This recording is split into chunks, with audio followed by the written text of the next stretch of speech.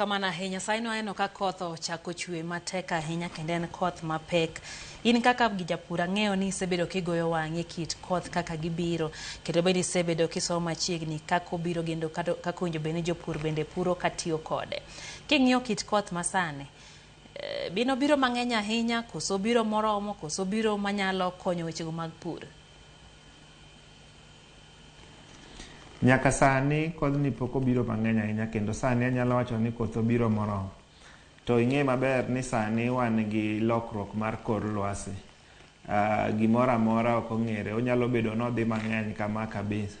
Koro gima wanyalo kwayo sani ni wakwayo sirikal mamalo mondo obed extra vigilance sani, nikech koro sechegi ema weche kethorega. Koyudo ka drainage wa ok beyo kata ochewa odinore, to pigegi boduogo madonje puodho.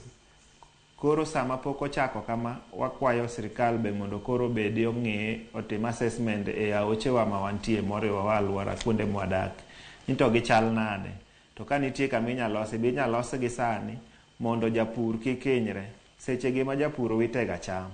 Mar ariyo, wang'iso jopur be ni sama koro koth ochwene, wawuoguru oko kendo wadhiuru e puothewa kendo walosuru puodho wakom.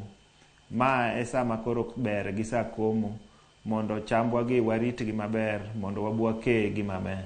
Koro jopur te, wuoguru, walosuru puodho mondo waketuru kodhi, mondo wang'i ni wadhi bedo food secure mbele ka, ma ok wabedo ni wawero mang'eny matieko pesa e ofuko wa.